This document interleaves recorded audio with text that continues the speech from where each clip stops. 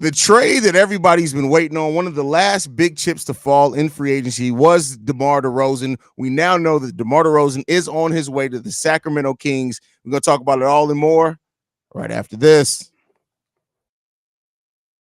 Tuned in to Chicago Bulls Central, your number one place for all Chicago Bulls news and content. I see red, I see red, I see red, I see red, yeah, I see red, I see red, I see red, I see. What's going on, Bulls fans? Welcome to another episode of Chicago Bulls Central and Shy Bulls podcast with them Cognac boys. Fellas, the deal that everybody's been waiting for, one of the last chips to fall, major free agents out there. Miles Bridges also signs earlier today. DeMar DeRozan gets a 3-year, $74 million deal with the Sacramento Kings. This is a 3-team trade with the teams that we've talked about earlier. DeMar DeRozan is going to the Sacramento Kings. Harrison Barnes is going to the San Antonio Spurs, and Chris Duarte and 2 second-round picks and cash going to the Chicago Bulls. The Bulls walk away with Chris Duarte and 2 second-round picks out of this deal. Keep in mind, DeMar DeRozan was an outright free agent. He could have signed anywhere. The Bulls didn't have to be involved. How you guys feeling about this trade? I think it's a good trade. The Bulls got a nice hefty pot up out of it. Not a hefty pot, but they got what they can get out of this pot. They got a nice young guard in Chris Duarte. He a multi-skilled young man. He can shoot it. He can pass it. He can get to the basket. He can try to play a little defense. San Antonio got them a veteran to come on and help with that young team that they got going on over there. And DeMar DeRozan, I think, is the winner, if you want to call a winner, because he goes to a very good roster, young and very talented. This will be one of the best rosters he's ever played with on his life. I think they absolutely appreciate him. He's going to bring leadership to them in the fourth quarter. I think that's where they have a lot of problems. I think it's a great fit for DeMar DeRozan and the Sacramento Kings. I think it's good for everybody involved. San Antonio also, and I think it's great for the Chicago Bulls that they got something out of it too. And 2 second-round picks. 2 second-round picks is nice in the fact that, you know, AK and Eversley had some success in the second round. But on top of that, there's more assets if they do want to try to make a move somewhere else down the road, something like that. Bobby, how you feeling? I'm feeling really good. This is something that we keep telling Bulls fans. Hey, the Bulls don't have to get involved in this. Yeah. They don't have to, but they did. So we're going to take whatever we got out of this, and we're going to take it for what it is, and we're going to accept it, and we're going to keep on pushing into another direction. For a lot of people, they're going to say, hey, why didn't the Bulls get this? Why didn't the Bulls get this? But at the end of the day, the Bulls got something because they weren't destined to get anything. And shout out to DeMar DeRozan for being such a great damn basketball player that he had other teams coming to his defense to say, hey, we're going to make sure that we initiate or help facilitate DeMar DeRozan to go into a decent franchise because he's that much great of a player. So shout out to him. Yeah. I mean, yeah, it's a solid trade. Ooh, your sound's coming through your computer, camera. not your mic. Yeah. Hold on. Chris Duarte. What about Duarte? What'd you say, Doug? I just said his name. It's a lot of guards. I mean, we're a very guard-heavy team. You already know. But, I mean, honestly, were we expecting anything different than being a very guard-heavy team? But this does continue to solidify the fact that what have I been telling my big brother, Unc, C-Dub? Nikola Vucevic is going to be the starting center for the Chicago Bulls. How did you speak Vooch into this? How did he got nothing to do with Vooch? Got everything to do with Vooch. Steve, how you feeling, bro? I'm cool with it. Like, I knew it was time for a change to happen, and we know, like you said, it was out of we didn't have to get into this. It was up to how everybody else wanted to make it work, and I guess they wanted them. Sacramento made it work. Now why they want them, I don't know, but that's up to them. That's their problem to figure out. But hey, I just like that they finally made that call and they're moving forward. It's time to look for a new adventure with this team, start with something different, and I think that's what's needed. Thanks for all the good times, thanks for all the great moments in the last 3 years. But Go try to get yourself a ring. And I was just about to get into this. This is actually a really big thing here. Shout out to Bulls Troy here, who says we also created a $16.7 million trade exception. Now, this you would, for most teams, I would look at this as a nice get in a move like this. But let's not forget the Bulls had a $10 million trade exception that they created a couple years ago that they just let expire. And that's not even counting the Lonzo Ball exception that they had last year that they let that expire. This team's so right up against the luxury tax. Now they have a calendar year to use that. So they have up to this point next season to use that trade exception. And you never know what happens next year in the offseason. But do not. I know Bulls fans, you're going to start your trade ideas. You're going to start your trade packages. You're going to say, we can acquire XYZ with the trade exception. They're not using it this year. Yeah. Jerry said, I got t-shirts, hats, jerseys, everything, all that coming in, plus 16.7. Hey, AK and Mark Eversley, y'all get 2 more years. We gonna get ready to start writing that up this off season. We gonna start writing up that deal for y'all. Shout out to y'all. Yeah. Now some people had questioned. I have even been talking in the comment section on the YouTube. Some people have been questioning how much is this Bulls team still trying to compete this year. I'd even got in a conversation with somebody named Giovanni, who was convinced that the Bulls are going to be a top 6 team in the East this season. I'm just like, hey, bro. Hey, Haize, can how do y'all go ahead, Bob? I was gonna say, Haize, can we talk about it? Because like I think it might sound crazy, but I think it's a legit thing. Okay, let's talk about it. So let's talk about the teams in the Eastern Conference that are better than the Bulls. Let's get on that page. Let's start there. Boston Celtics, I think we all agree, better than the Bulls. Yes. The New York Knicks, better than the Bulls. Mm-hmm. Yes. The Philadelphia 76ers better than the Bulls at this point? Yes. Okay. Indiana. The Indiana Pacers better than the Chicago Bulls. Okay. Cleveland. The Cleveland Cavaliers better than the Chicago Bulls. 5.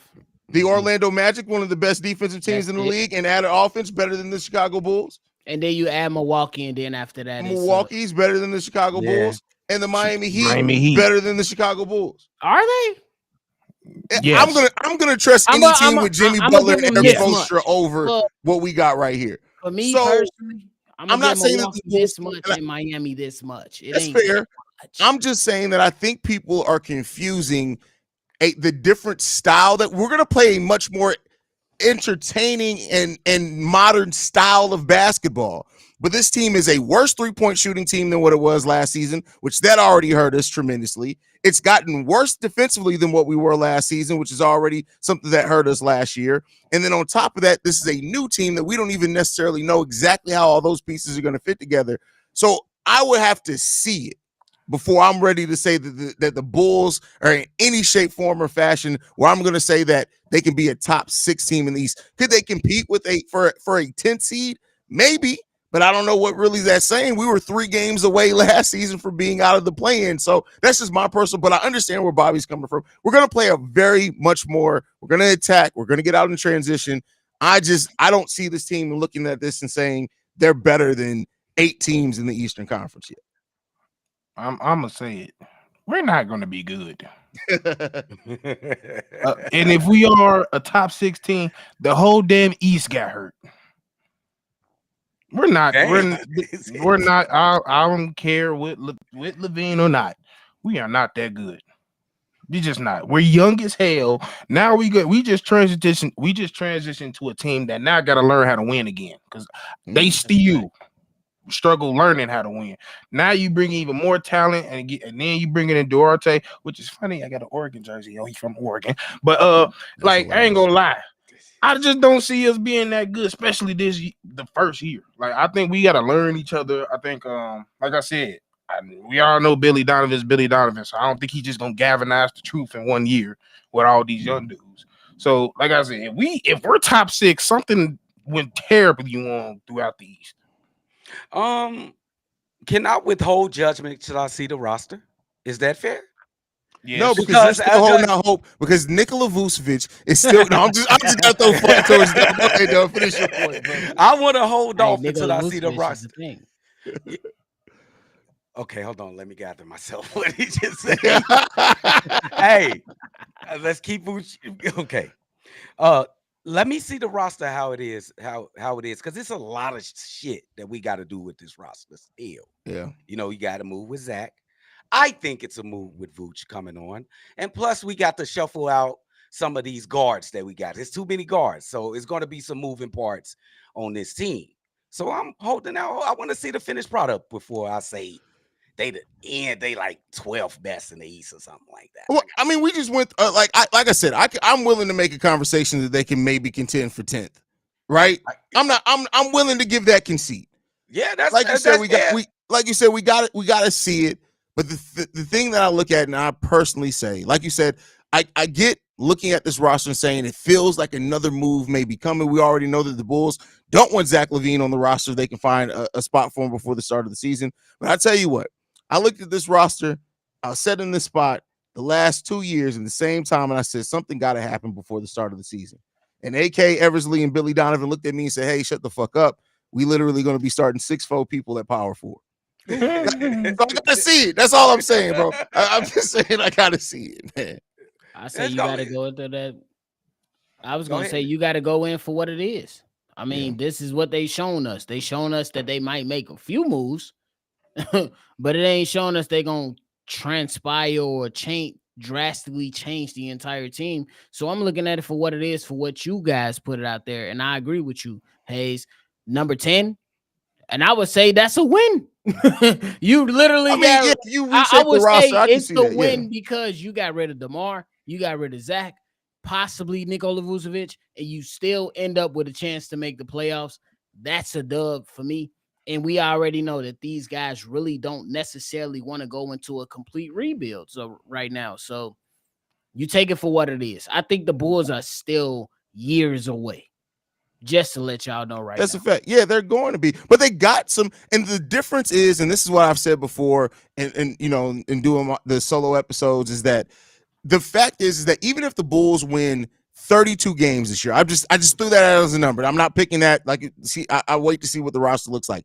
But if you win 32 games on a roster that's now gone from being an average age of 28 and the 10th oldest roster in the NBA to now the Chicago Bulls are a little over the average age of 25 and they're going to be one of the bottom 10 teams as far as age in the NBA, that's a lot more of a promising proposition that you got 3 players, all that are supposed to be stars and all-stars, and you're struggling to win 39 games. That's what. So it's a plus. If the Bulls take and I just gave a 7-game step back, 7 to 10 games less than what they won, with the way that this roster shape up, that is still a much better proposition and still in a much better place because you're now doing it with players that are 22, 23, 20, right? That type of age, you're doing that and they are going in the right direction. You know, winning 39 games when half of your roster is damn near 30 years old. That's not a good place to be. Terrible. Franchise. So, could we count in the factors that we're going to play a whole Tyler different way? That we don't have people hogging the ball. Yeah. It's going to be a different defense. Would y'all say that Billy Donovan is better coaching with minimum veterans on the team and a lot of young people on the team, like Oklahoma City? It didn't have a lot of veterans on that team. No, I won't say that because they had a really good team when it was an old veteran and Chris Paul there. I think he's better when like you said though, the ball spreads around. The basketball that we saw the Bulls play in December this past year was some of the best basketball that the Bulls have played since Billy Donovan was there. And it's not just because of, I'm not blaming that on DeMar and Zach. Those 2 players were out, but it's because you took the ball dominant players out, and players like Patrick Williams, players like Kobe, players like Ayo Dosunmu. It wasn't like, hey, we need you to take shots now to help the offense. It was like, no, we need you motherfuckers to take shots because you are the offense. Absolutely. And it spreads it around. And that's the type of offense, at least theoretically, we're going to see from this Bulls team more consistently now. And where we were very successful in the win-loss record. Yeah, I think we only lost 5 games in December, something like that. Maybe even not that much. Yeah. So how can we easily dismiss this team as a bottom feeder? I mean, it's with the odds you could say because again, play style, you still have to have talent to compete. And again, I get what you're saying, but it's a different thing when you remove DeMar, when you move Zach, but you got Io, you got Alex Caruso playing great defense. You got Andre Drummond and getting in rhythm. I love the acquisition of Jalen Smith. He's not the on-ball defender or off-ball defender that Andre Drummond is. He's a solid rebounder and he's a solid weak side defender as far as blocking shots, but he's not the one-on-one defender. You got now a rookie in Mattis Bucilis who needs to get – I think that Mattis Bucilis could turn into Franz Wagner plus. That's an over 20 point per game score. That's what I think. But still, he's a rookie. You're going into now a passive Patrick Williams and now saying, all right, this is your first full season. You got to take these shots, bro. I just don't see it all coming. It's going to be more exciting to watch, but I don't know if they're going to have the success in that. That's it. I think that's fair. I think that's fair. That's fair. I think that's right on point. Why is you giggling? What happened? Somebody still asleep from 2 days ago. No, I'm not. Somebody still drunk. No, I'm not. I'm definitely not. Bro, somebody said Smith and Sengun go be our Camilla and age. Smith and who? Sengun. Adama Sanogo. I mean, said whatever the fuck is. I forgot the motherfucking name. Sanogo. Yeah, him. I'm gonna put it straight like this. The only way we gonna make a big drastic movement into where we want to be as an organization is one move that gotta happen that ain't gonna happen. Tell me, so talk to me. You know what it is. We gotta get rid of fucking Billy Donovan, and we not getting rid of Billy Donovan. So therefore, as long as he here, I don't have no hope that we gonna be championships. I told y'all he's not our coach that's gonna get us a championship. So you don't necessarily think Billy Donovan is at all? Like competent? I'm done with competent at all. He needs the perfect team, and even then, I don't even believe he could bring us home. Sheesh. I just don't. Why you? I've been like that. Billy just if y'all, this is nothing. It's a Twitter. You could go on Twitter. When the day we signed this motherfucker, I was like, we're doomed. That I did not want him to be signed. As I said, as soon as we signed, I said we ain't winning shit. What are some of the negatives really on Billy Donovan, Steve, that you really dislike? My thing with him is for him to be such an he's a good coach.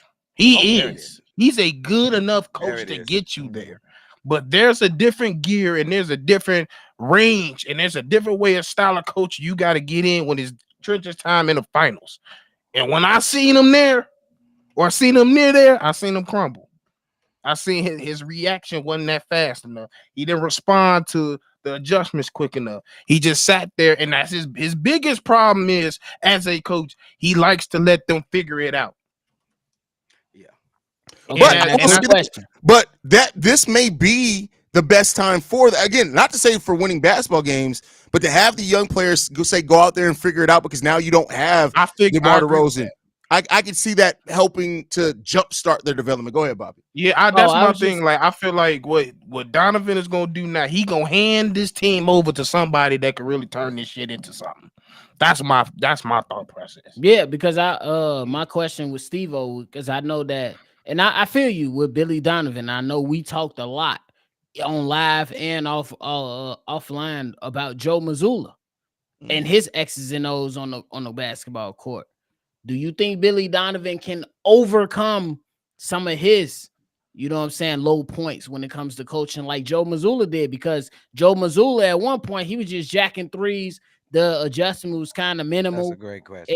And that was a lot of things. So, and I got a great Billy answer Donovan for you. with the correct team can push forward like Joe Mazzulla did. But the thing is, we seen Joe Mazzulla fail, and he learned from his failure real quick. Yeah, they will shoot. That's what I'm saying. The next year, he realized, if I'm gonna run this offense, I need an extra, and I need somebody outside of Al Horford. That's a big Kristaps.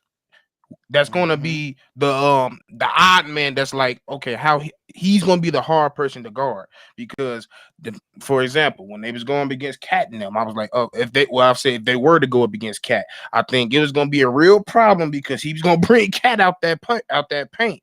And we all know that not only can they light it up, they could get to the rim as well, from Derek White to Tatum to Brown to all of them. So He realized, along with his playing style, he had to get the right team, and he needed that extra player. And he definitely cleaned up on that defensive side of the rotation that he did the years prior. For sure. Billy, he can do it, but it's gonna be 4 games too late. Billy's adjustments leave a lot to be desired, and I mean that's just something that you can't watch Billy Donovan objectively and say like this. But this goes all the way back to college. This is something that also the difference is though is that those Florida teams that were successful were so deep that Billy was able to throw a lot of different looks at them. It's different in the NBA. So here's what I'll say. I'm not worried about if it comes to Billy Donovan scratching and clawing this Bulls team to 5 more wins each season. I don't think he can do that. But I do think over these last 2 years of Billy Donovan's deal, he can implement some of the right things for this young team to understand how to play the game of basketball together, to spread the ball out, stuff like that. They may look at him sometimes and be like, Billy, you really want to run? You really want to run the zone right now? They're killing us. And it is what it is there. They're not moving on from Billy Donovan. But I'll say that he could still do some solid things with this young team. But we got to talk about the elephant in the room. There's one piece of this team that's still remaining. There's 2. Well, 2. But I've said before, I don't think Nikola Vucevic gets moved this season. I think if anything, maybe at the trade deadline or maybe next offseason when he's expiring. At this point, you're not finding a center to replace Nikola Vucevic. I love Jalen Smith. I love Adama Sanogo. I want to see these guys get minutes this year. Neither one of them are ready to be a starting level center. But Zach LaVine, how important is it when you look at this roster that Zach LaVine is not on it by the start of the season so that Mattis Bucilis, so that Patrick Williams, so that these guys can get those shots up? How you guys feeling about that? That's a great question. You said how important is it for him not to be on this team? Yeah, I don't think it's that important because my plan is for Zach LaVine to play half a season with the Bulls and get that worth up, that value up, and that's probably what it's probably going to come down to. Because what word around the league is he has no value. Why ain't nobody picked up Zach LaVine right now? He averaged 26 points per game in his career. That's crazy. The narrative. It's nuts. But the question I throw to you is keep in mind the trade deadline is not halfway. Like back in the day, it used to exactly be around the halfway mark. That's 2/3 of your season. Do you think that Zach LaVine could do enough in 2/3 of the season to really? And I'm not saying that he can't, but my mindset on it at this point is I think that there's a higher probability of Zach doing more to hurt his trade value than help it, because there's only one way that Zach LaVine helps his trade value. He comes in, he plays well, the team looks good when he's playing. It dispels how he contributes to winning. It dispels the health. But there are like 5 or 6 different scenarios in which don't let Zach LaVine twist the ankle and miss 10 games. Don't let him come back and put up good points, but the Bulls look like absolute shit with him putting up big points. That's gonna hurt him as well. Like I worry that how much can he really increase his value between now and the trade deadline? That's understandable, but at the end, unless you just want to give them away for pennies and Reese's Pieces, that might be your only play at the end of everything. Yeah, I mean, I kind of feel 2 ways about it, because there's a way where I'm like, yeah, that's probably a likely outcome. But at the same time, when he first said this question, my mind went to Laurie and it went to Pat. Every time we get somebody, whether we draft them or not, and we feel like this dude possibly has the future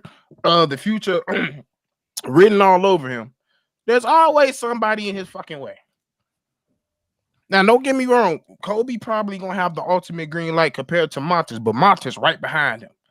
Where it was Pat, it was multiple people in front of him. Laurie, he was probably the second option, but we already know he had beef with Jim Bull, and that messed up his whole confidence. And then Fred Hoiberg didn't really make it no better. I want Montes to grow around with his young counterparts, and nobody else is in his way. Be given because y'all already know I don't think Zach is the problem, but damn it, it's done. It's over with. Oh yeah, it's over. That's the book is over. We put the final period in it. Let's let it go. I want Montes to realize you have a chance for this to be your franchise, and we gonna allow you to have that opportunity to show me, and we're gonna give you the opportunity to do it. And the only way I see that is Zach is gone. But where's Bobby, the how you feeling, suitors? brother? Where's the suitors though? Oh, I was just gonna say I'm with y'all. I think that Montes absolutely should feel like he got a way up in this to make this to his team. But then I also feel like that Zach LaVine need to get the fuck home. I think it's just time.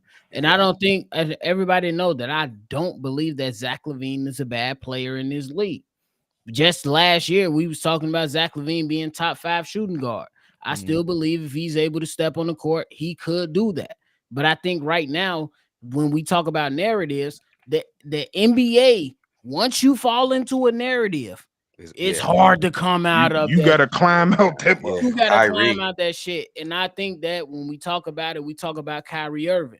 We knew most of us knew that Kyrie was good, but the narrative around Kyrie Irving is that he's a cancer. He ain't good in the locker room. We don't know if he can put up 25 points per game, et cetera, et cetera, et cetera. It's the same thing that's happening with Zach LaVine now. And the only thing that's going to be able to get Zach LaVine out of this narrative is if he comes back healthy and play good damn basketball and not be a problem in the locker room. So if there is a chance that Zach LaVine comes back and plays with the Chicago Bulls, he got to be a top-notch soldier. He got to be one of the best. He got to be on the front line. He got to be able to act in a way to get the narrative from the guys that control the narrative, a lot of commentators, to kind of turn the talk to a different stance for what it is for Zach LaVine right now. That's a great point, but I wish he wouldn't have to play to the narrative. But I'm with you on that. it is what it is. You know what I'm saying? That's why I say the suitors that the teams that can use a Zach LaVine, they're running out. You know what I'm saying? People want Laurie marketing before they want Zach LaVine. That's a fact.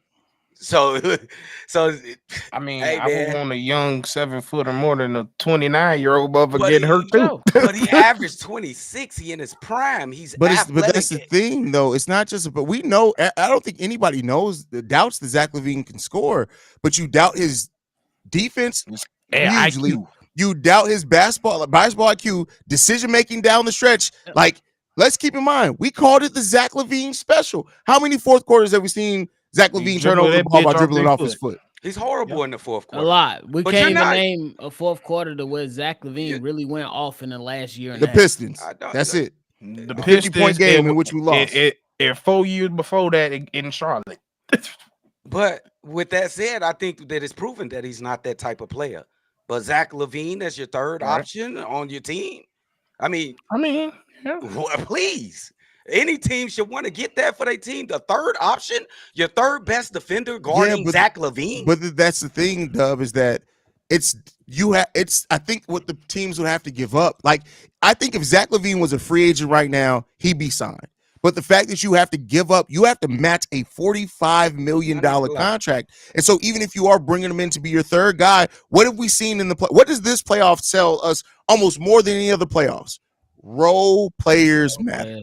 Yeah. And you got to give up a lot. You will be extracting a lot of your quality role players at this point to match that contract to Zach LaVine. That's a fact. That's a fact. 3 players right there. Yeah. Zach is in a tough spot, for real. If we're keeping it a bean, Zach LaVine is in a tough spot, especially if you want to lead the Chicago Bulls, because it ain't much. Like, people gonna look at this roster and be like, "Hey, bro, y'all supposed to be a play-in team or a lottery team." If I see the only situation if Zach LaVine comes back to this team to where he's getting good recognition is if this team is exceeding all expectations. You gotta, bro. You can't be at where everybody expects you to be. You have to exceed expectations. Yeah. Unless the Chicago Bulls are just gonna take a shitty ass deal. That's how I look at it. I'm about to say, you damn near had to do what DeMar did, because DeMar was about to be painted in the same light before he came here. And that's the problem. Right. That's the problem. Because DeMar DeRozan, because I was just gonna say, because DeMar DeRozan, at least right now, you got the Bulls trying to look out for him, and it's being reported and rumored that the Spurs are trying to look out for him as well. and help him out with facilitating his trade and stuff. And that's just what it is. You are such a professional at these old organizations that they're gonna say, damn, man, we don't want to see DeMar DeRozan out here like that. We're gonna help him out. What organization stepping up for Zach LaVine? None. Minnesota? Not right now. I was just about to say, he already been Minnesota. This motherfucker been to 3 teams by now. He's 34 years old.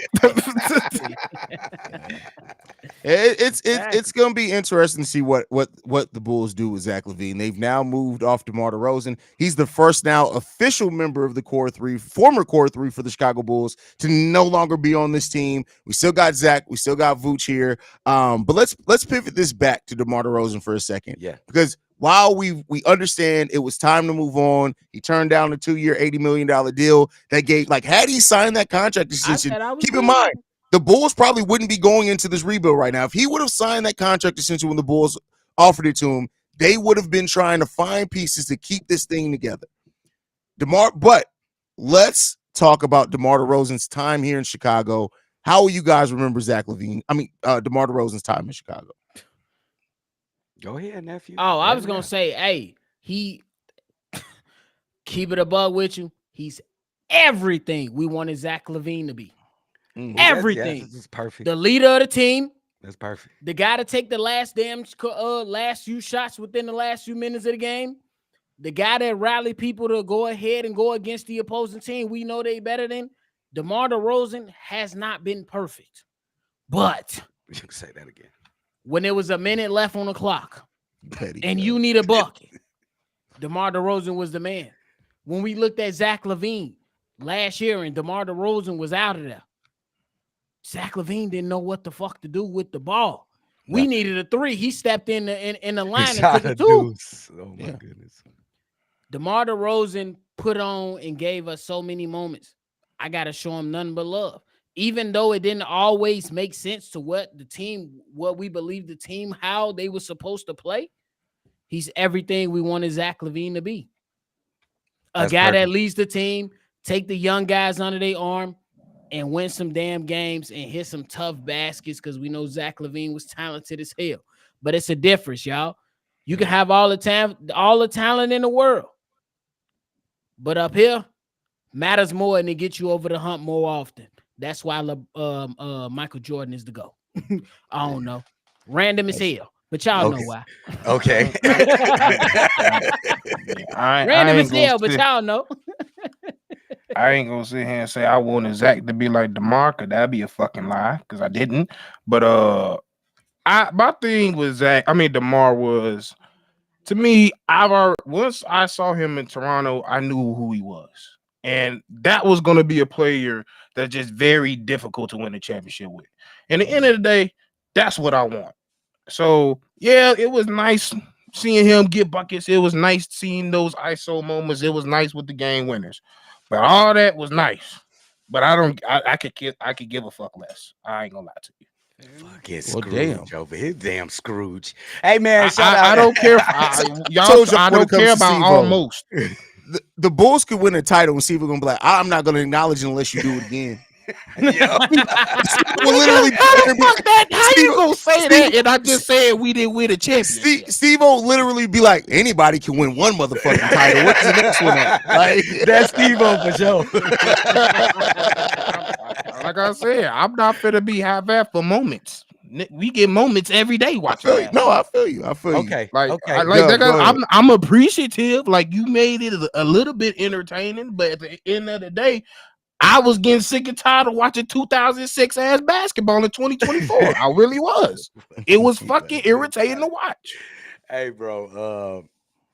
DeMar DeRozan, I always said he was a catch-22 basketball player for me because you love him and you hate him. I think sometimes we can all remember him slowing down the pace. He slows down the pace so much. He hogs the ball. If once DeMar got his mindset that he's shooting the ball, you forget about it for the rest of the quarter. It don't matter how long the quarter got left. But DeMar DeRozan picked us up a lot of gems, bro. He got a lot of memories. How about the helicopter layups, the helicopter passes, the game winners, what he does for the young fellas, bro? They gonna miss him in the locker room. Them his shorties. Dalen, Oh, for sure. Ayo, Pat, them his shorties. And I think they had a great teacher too. I'm not gonna lie. You can see some of DeMar game and Pat. Hey, all I'm gonna say is this, Dub. The year that Patrick Williams went and worked out with DeMar DeRozan in his summer, it was the worst season of Patrick Williams' career. The year that Ayo Dosunmu worked out in the summer with DeMar DeRozan, it was the worst year of his career. The year that Kobe White started off his summer working with DeMar DeRozan, he scored 8.9 points off the bench. Both Kobe and Ayo best seasons came in a year where they said, I don't have time to go work with DeMar DeRozan. Dribble too much. Yeah, he wasn't even in the damn league. Why you guys always gotta go to the I just because it's a fact. It's a fact. Like at the end of the bro, be professionals, bro. So let me ask you this, C-Dub. If you came to Haize's podcasting camp, in the year that you came out of my camp, you couldn't form 3 words together, and people was like, this nigga got to get off a microphone. Then the 1 year you decide to stay at home and work on your craft your damn self, you come see Bobby. We think we gonna get Haize the credit. You win a podcasting of the year award. Are you gonna say I was a good mentor? Why y'all attacking DeMar? How is that attacking? That's a fact. All of y'all should be ashamed of y'allself, bro. No. I got nothing but praise for DeMar. I'm just saying I'm only attacking the people that say DeMar had to be around for mentorship. Listen, the relationship that he has with DeMar, with Dalen, the relationship that he has with Pat, they can still pick up a phone and call him. Absolutely. It was not worth $40 million for that mentorship when the players that you have mentored, best seasons came after they didn't work with your ass. I'm just attacking the mentorship part. Can I make an argument? Go ahead, Bobby. He was showing them how to be because I got nothing but praise for DeMar after that. My only thing is attacking the mentorship part. But go ahead, Bobby. I was gonna say this. What if it was just we gotta flush out all the bullshit just so you can relearn the new shit and get better? Hey, we sat up. Hey, y'all know how we keep it a buck and we keep it real. My man's Haize said, "Hey, Bobby, C-Dub, Steve-O, Big Kev, we gotta post videos like this. We gotta do shit like this." I ain't look at the analytics. I keep it a bean. But what if the analytics wasn't good initially? But if we stay consistent and we said, hey, Haize said do it like this, or Pat said do it like this, and that shit started to take off after we flush out the bad stuff. Sometimes you got to flush out the bad stuff so you can see that elevation. That's all I'm saying. And part of flushing out the bad stuff is DeMar DeRozan's contract. That's all I'm saying. No, but I agree. But like I said, the only thing is the people who say, well, we have to keep DeMar for mentorship. I just don't agree with that. That's not me. No, I'm not saying that's you either, Dub. I'm just saying for those people. But as far as to answer the question that I presented you guys, DeMar DeRozan he had probably one of the best 3-year stretches statistically that we've ever, and big shot wise, that we've seen in the last 20 years, probably for Chicago Bulls fans. Period. And I will never take that away from DeMar DeRozan. The back-to-back game winners. How many fourth quarters were the Bulls either down by 4, down by 5, and it came down to ain't nobody else. Zach was dribbling the ball off his foot. Patrick Williams didn't want to shoot the goddamn ball. Lonzo Ball was on the sideline getting dead people's cartilage put in his knee, and it was DeMar DeRozan who was the one out there on the court. Vooch couldn't guard. Vooch in the pick and roll was like, which way do I go? Which way do I go? Which way do I go? I knew people saw that. But it was DeMar DeRozan, and he broke Wilt Chamberlain records in a Bulls uniform. For that, I will never forget what he did for the Chicago Bulls. But it's time to move on. Oh, yeah. I can't argue with nothing. Look, we can talk about the impact and what we believe was good as a mentorship. We ain't never gonna forget him. But you fucking right. It's time to move on from all of these guys. Vooch, DeMar, and Zach. That's a fact. I ain't gonna lie. Marco Bellinelli gave us a lot of great moments. You bogus. Listen, bro. But he didn't give us DeMar moments. Now, I will say this: what Marco Bellinelli gave us was that glimpse. So, what was the one thing we kept talking about during Derrick Rose's career? What if he had that 2 guard next to him? Damn shooting guard. What if he had that 2 guard next to him? What? And he went out and got him, and Derrick Rose didn't get to play a single game with that motherfucker. Yeah, Rip. You talking about Rip Hamilton, right? No, I'm talking about Marco Bellinelli. No, you thought he got hurt. He got hurt with Marco. You ain't get a good Jimmy Butler with you or nothing. Yeah, but yeah, like I said, I gotta give tons of credit for what Debo is able to do, and then especially as Debo, everybody in the arena and they dead mama knew exactly what DeMar DeRozan was going to do every play, the exact spot he wanted to get to, and nobody could stop this motherfucker except Asur Thompson. Asur Thompson, he clamped his ass down. It's like they told Asur Thompson that whole week, don't do nothing but watch DeMar DeRozan tape, because that motherfucker. Hey, that's some of the best defense I've ever seen played on DeMar DeRozan was Asur Thompson. But other than Asur Thompson, everybody knew exactly where DeMar wanted to go, and he was Debo. Stop me, and they couldn't stop him. Couldn't, not at all. You know what I think it is about him? I think we see like so much of the Kobe discipleship that sometimes we think this motherfucker actually Kobe, and he ain't. Dang, I don't think he Kobe, bro. No, because it's not even that. It's a lot of Kobe disciples. Like, if you really think about it, like if you think about all the Kobe disciples, they think their mentorship and they're talking. DeMar don't know ball like Kobe did. I've listened to countless of them. And I think, and even Kyrie got knowledge, but not Kobe knowledge. Tatum got knowledge, but not Kobe knowledge. So I don't know if he can teach, because I don't know if he paid attention to the game that much. I think he just focused on what I gotta do and what I gotta work on to do what I gotta do. I like that. I don't know if I agree with that part, but I like that though. I mean, okay, besides, but I'm just saying, besides his game, did he? Not even that. Besides San Antonio, where he completely changed his whole style, because of Pop. How much impact outside of scoring did he bring his teams? Well, I mean, I would say this year, towards the second half of the season, we saw DeMar facilitate a lot better, and he waited until about halfway through the third, beginning of the fourth to take off. Like, we did see DeMar adapt about as well as he can to a faster pace. He did a lot more facility. He was a mixture of early Bulls DeMar and Spurs DeMar, probably half of the season, the past season. And then I gotta give right back to ISO DeMar too. I'm gonna show DeMar some love, because when he got signed to the Bulls, a lot of people said this was the worst signing. Which I agree with bullshit. I agree, that was straight bullshit. It wasn't perfect. Like, let's be honest, it wasn't perfect. Me, C-Dub, Steve-O, Haize, when you jumped on, we all said, DeMar, run down the fucking court, bro. Run down the court. And that motherfucker lollygag with the ball down his hand, and then dribbled into three people standing in front of him and made the shot. And a lot of people said that was an outstanding shot. And while most of us, these four people, said that's not a great shot, he just made a tough shot. That's just what it was. But I gotta show him love, because back to the original point, he's everything we wanted Zach LaVine to be and more. Everything. That says a lot. And more. We called the first year that DeMar was here, we said, hey, Zach, take the young guys under your wing. That offseason, it was no. See, I told you what that was. You could look at Zach LaVine's wife, and you could tell that she looked at it and said, you ain't bringing them young people up in our house during the summer. DeMar DeRozan has so many side babies that they just roll motherfuckers in there every summer anyway. So it was easy just to roll. It was easy to roll Dalen Terry and Patrick Williams in there, because they just got side babies all in the house any damn way.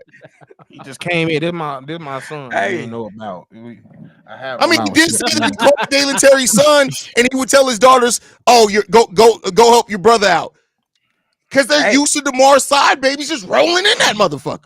Hey, this ain't a good segue, but we gonna miss Dior, bro. We gonna miss Dior, bro. She a legend, bro. Oh, my mama. If anybody, I'm mad she fucking go. I'm mad she leaving, bro. She is a GOAT in Chicago, bro. She never got to pay in Chuck E. Cheese, ever, if she comes to Oh, my mama. You sure she get into the play pin for free. Yo, man, get a pass to Sky Zone. For the Sky Zone, Jump America. We got two super chats, y'all, before we get out of here. Easy said, Golden One Arena did a standing O for DeMar DeRozan. Love your channel, and I'm a Kings fan. I love your IQs. Well, we appreciate that. Easy card mode. And listen, the thing that I think And we didn't talk much about how this fit could work for the Sacramento Kings. Maybe we do that over NBA Central on the video. But because DeMar is walking into a situation where he is clearly the number 3, you guys are going to get a damn good player in DeMar DeRozan. Like because he's not passing up De'Aaron Fox in that. Sabonis, you're not passing up Sabonis on that shot chart, but you're getting somebody who comes in and is going to elevate that offense, especially when one of those guys are sitting. And I'll say this: if they can turn a version of Spurs, DeMar there in in Sacramento, that DeMar DeRozan, Sabonis pick and roll, that could be a nice weapon for him. Can I add one tidbit to that? Yeah. De'Aaron Fox is a clutch player of the year winner too. That's a fact. So I was gonna say it's looking like DeMar can they gonna be tough. get his name into some stuff because if you look around they these get young past teams, first round. Steve. I mean, who's the No, I ain't guy saying in that. the fourth that can close the game? Really? You got DeMar. But like I said, y'all sound confident because we sure thought he was gonna come in and be this motherfucking 2, and he wasn't no damn 2. He took over. Well, he gonna go over. Unfortunately, part of the reason that he took over is because Zach LaVine, no matter how positive or negative you look at Zach, one thing is universal. He has not shown himself to be a consistent clutch player throughout his career. So when you can't bet on somebody down the clutch, you're going to go to who you can trust. And so luckily, they got De'Aaron Fox, who's shown himself to be able to be a clutch player. So they'll be able to focus on getting the most out of DeMar at that point. If I'm De'Aaron, I'm talking to his ass tonight. Look here, dog. They going out to dinner tonight. I said, look here, dog. That shit ain't happening. I've been talking to that right now.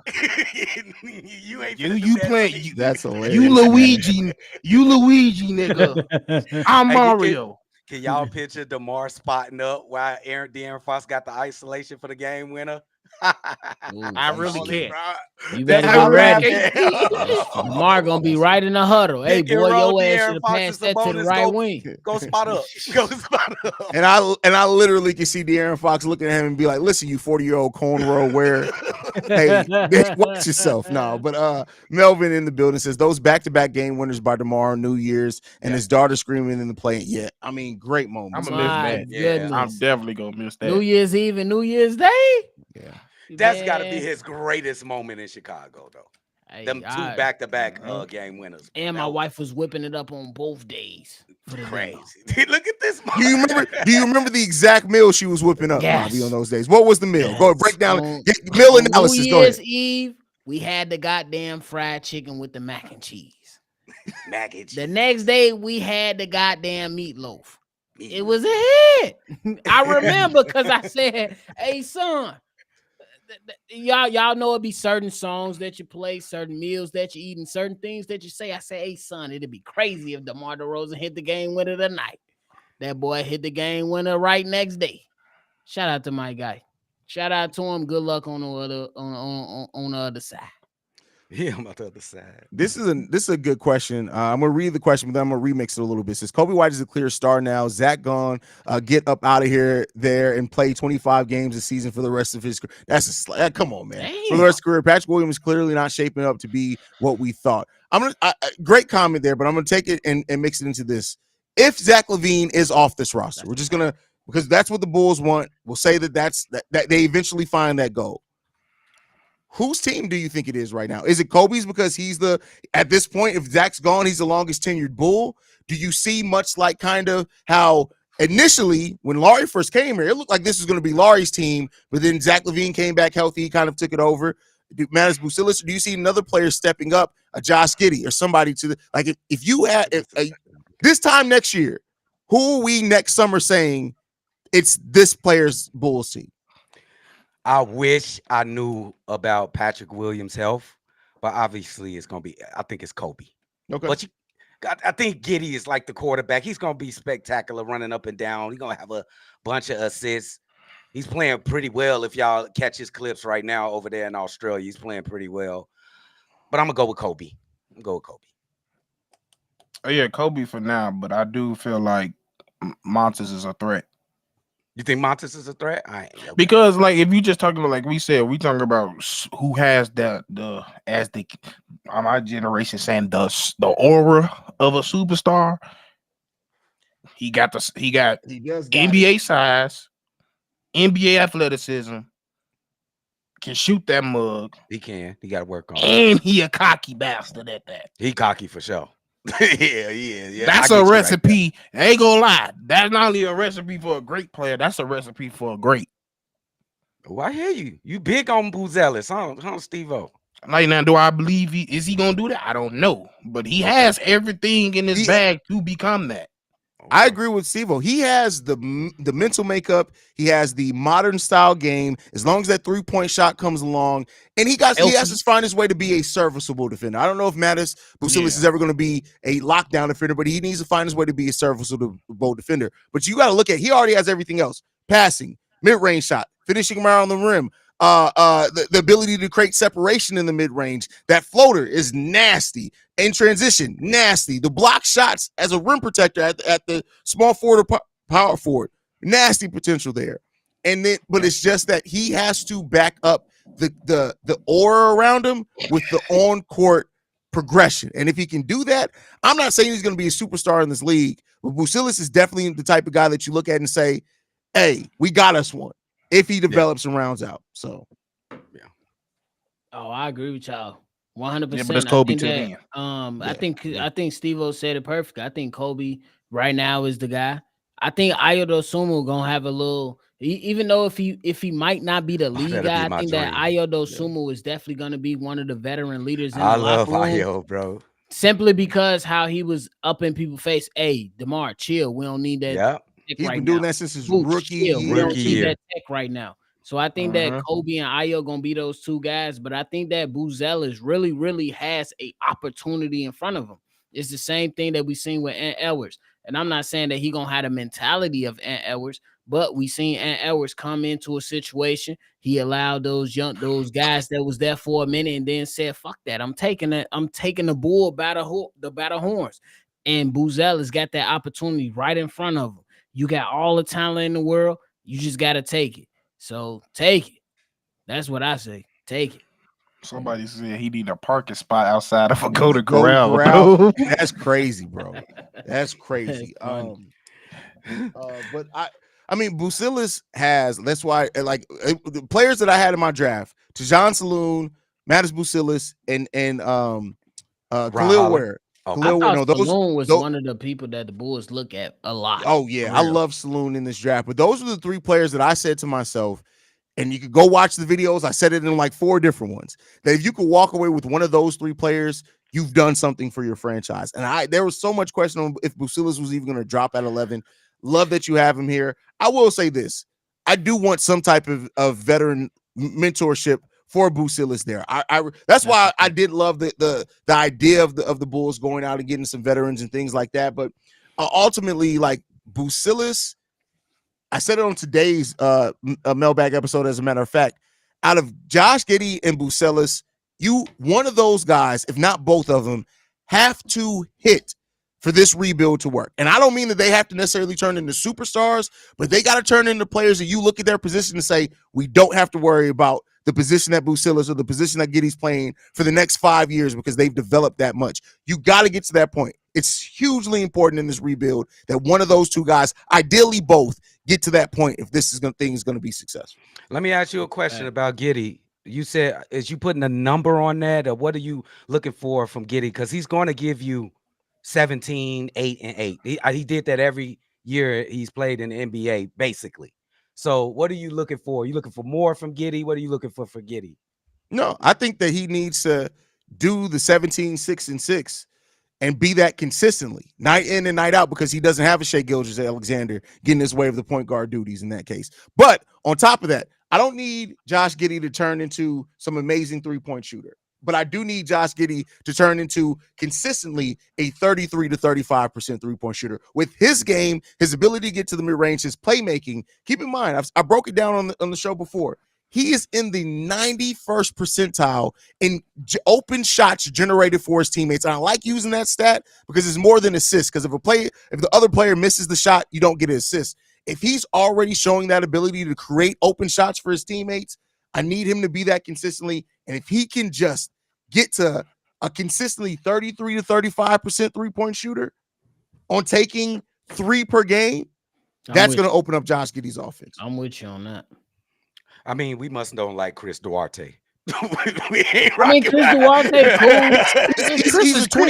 He's 27 years old on an expiring contract. He's not part of this Bulls team future. And he looks too much like Denzel Valentine. I don't even really want the motherfucker on the roster. The fact that I can look on the roster and still see the bald-headed hoe, and then I can squint a little bit and be like, is that fucking Denzel Valentine? That's catfish for y'all don't know. Catfish. I don't need that, bro. I don't need that on my life, man. Yeah, for Chris Duarte, I was like, it is what it is. I'm just happy the Bulls got the picks back. And then they looked out for DeMar. Like, I can't be mad at the organization trying to get a little bit of a positive reputation in this league, because right now you already know Rich Paul handling, and he doing what he doing. This other agents, they got clout. These agents got clout now more than ever in the NBA. So you got to be able to make sure that these players are taken care of. Otherwise, you might be missing out. Can I ask a SOV question? Just one before we get off. A what? A shit on Vooch. A shit on Vooch question before we get off. Can I ask it? You see how the team is turning up. We losing up all these veterans. You look at a team photo. You look at the team. Nick Vooch fit this team. Actually, I think he does, and here's what I'm going to tell you. Here's what I'm going to tell you why he fits the team. I'm going to break it down for you. Defensively, he definitely fits it. Everybody sucks defensively now. We ain't defending shit.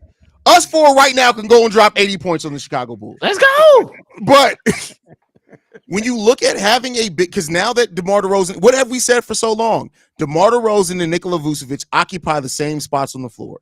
Now having a big man that can get you 18 and 11 and is a solid passer, because I tell you what, Kobe White want to see moving without the ball. Mattis Bucilis is solid moving without the ball. We want Patrick Williams to get back to moving without the ball. His passing from that interior and having somebody that is going to be able to defensively rebound like Vooch can to help you get out in transition. He ain't going to run with you motherfuckers, but he can say, hey, I got the ball, run. Boom, y'all go handle it. You know he ain't running. That's pretty much what I said early on today's episode on Shy Bulls.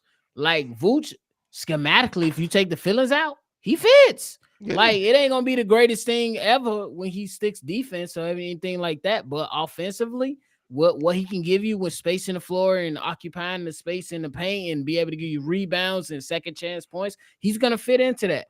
But on the flip side of that, you say Chicago Bulls, we need to turn the page. So that was my only thing. I feel like the Bulls need to turn the page, let him go. But if we keeping it a buck and saying real shit, like we always do, Vooch fits with the young guys. It's just that we need to turn the page. That's how I look at it. Man, and all I'll say is this: if for anybody, and I'm gonna let y'all go and do it yourself, so you can go actually do some research, because some of y'all just typing lazy shit against Vooch. Go and look at in Bulls wins how impactful Vooch was. Go look at his stats in Bulls wins. I think Vooch averaged like 19 and 11 and a half. That's every game. That's what he gonna average though, Drip. But in high efficiency, bro. No, you go look at it in losses, bro.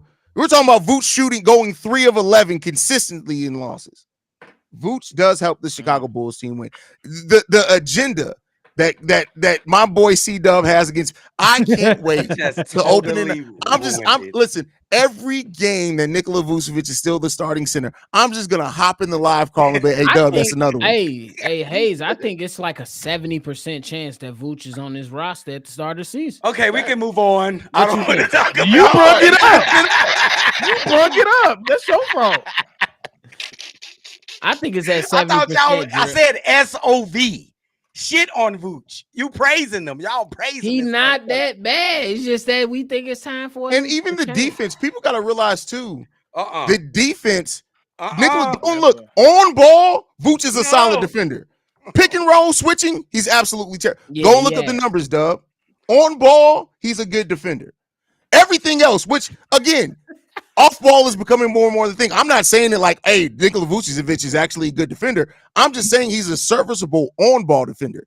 You put him in pick and rolls, you ask him to switch, you ask him to breathe a little bit too much, it's barbecue chicken. That's a fact. But like I said, overall, this team seems to be doubling down on offense, because we ain't defending the goddamn thing this season, bro. Oh, my goodness. I agree with 15 games, bro. 15. I think they'll be fine, though. And if they did, I don't give a fuck. Because I'm about to say, I don't care. The top 5 players in this draft, if you got a top 10 pick in this draft, Say it again. it's worth it, bro. It's worth it. Say it again. That's what I'm saying. We've been too used to being ass with older. Do y'all know how annoying that is? You got talent and you can see the vision, but every time that vision just get worse and worse, blurrier. It's a way different than getting your ass whooped every day because you're young. Yeah. That's a legitimate excuse. Your ass being 34 can't lead us to no damn playoffs. Ain't no excuse no more. Yeah. This ain't turned out as I thought it would. It never does. Hey, I mean, when we talk about Jalen Smith, it's the same thing. I told y'all we should have traded that motherfucker. That first year after that, that's the best time. Yeah, but I get, and I'm not saying that. I do get it though. You're accurate that yes, that was the best time to trade DeMar DeRozan. But like I've told many people, there's not many GMs that are going to trade one of your biggest pieces at less than 12 months after you just put that team together. That's a fact. And that's why his ass ain't a great GM. But that's the thing. I don't think even the best, not that soon after that team had been together. Now, after year 2, some of the great GMs in the league would have been like, all right, DeMar, we thank you for your 2 years of service. We got to get some of these picks. Especially that second year. Yeah, especially like don't get me wrong. Like in my head, yeah, I know year 1 was a risk. Like that was a nice little risk to take. But at the same time, from a basketball standpoint, that's where I thought their mindset was going. I'm thinking he was just the catalyst to get Zach to sign. And then once we seen Zoe go down and everything else go down around, I was like, all right, this ain't no longer. I thought they was going to have the thought process of like, all right, what we thought was going to be the vision, we got to change this shit because it don't look like this going to be the vision. No, they try to play through that shit. And I see everything that's happened right now, I seen it happen already. That's why I'm just like, I seen the shit coming. Bro. Does this mean we get our 2025 pick? No, right? It's still protected. I mean, it's still, yeah. I mean, they didn't unprotect the pick in the trade. To recap before we leave, for those that are heading on, the Chicago Bulls signed and traded DeMar DeRozan to the Sacramento Kings in a 3-team deal. The Kings get DeMar DeRozan. Harrison Barnes is going to the San Antonio Spurs, and they're getting an unprotected pick. It just said unprotected. I don't know if it's first or second round. I'll see if it's been updated. The Chicago Bulls are getting Chris Duarte and 2 second-round picks in the deal. I'm gonna take your shit. You get something out of that, and you ain't even had to get in the business of DeMar DeRozan. You ain't had to get in the business of DeMar DeRozan. You got something out of it. It is what it is. They made out pretty good. 2 second-round picks. I'm gonna take it, man. Yeah, y'all think Chris Duarte get cut with weight or something like that? No, I mean honestly, with him being an expiring contract, I would not be surprised if maybe he is included in a Vooch deal or a Zach LaVine deal if he is moved. Oh, I like that first statement. I think he better than Javon Carter. I threw you some bell there, Dub. I've been going hard at you on the Vooch thing. I threw you a little bell on that. I think Chris is better than Javon Carter. Oh, you're better than Javon Carter. I'm better than Javon Carter. What are you saying? C-Dub 70, so he busted. Hey, C-Dub 70, but his vocal cords 136. Mama. I'm a 70. Ain't none of these Negroes can beat me in a game of one-on-one. Nigga, you invented the game. You should be. I'm 70. You should be. You was right there with Nate Smith. Your ass made the first. C-Dub's the one that named it the pick and roll. He was like, hey. Thanks for setting the pick. Roll, nigga, roll. Like, yeah, that's crazy. 70-year-old, the most athletic in the bunch. How long? Athletic? Nah, you ain't the most athletic. Come on now. I'll run your ass. I need basketball. You're the most athletic. You walk like your kneecap made for you. You walk like you got Lonzo Ball knees, bro. Come on. Man. He said, I got dead people in my knees. You got dead people in his I see dead people. Hey, y'all. Any last thoughts before we get up out of here, fam? Damn, thanks for the good times. Oh man, no more cornrow Kobe. Peace out, cornrow Kobe. Hey, damn, somebody gotta get another Somebody gotta earn that for sure. They definitely gotta earn that. But hey, big shout out to Drip. Y'all make sure y'all get my man to that 20K and Yes. Shot Bulls podcast. We on up. We moving up. Get us to that 7. We on the road to 10K. Love y'all. Appreciate y'all. It's busting. Let's go. New Bulls team. Let's go. Yeah, y'all can follow us at Bull Central Pod. You can send us any feedback, questions, comments, concerns. BullCentralPod@gmail.com. Lastly, if you want to leave a text message and or voicemail, 773-270-2799. But more importantly, go over to the Shot Bulls podcast with them Cognac boys. Make sure you guys hit the subscribe button. There's no reason these motherfuckers should be less than 10K subscribers. Y'all go hit the subscribe button. Stop being freeloaders. They drop good content over there daily. Y'all make sure y'all support them, man. But with this, we did an hour-long video after the DeMar DeRozan trade. I tell y'all what, I'm tired of talking about it. He's not a Bull no more. I hope him success and best wishes. And now, starting tomorrow, we start the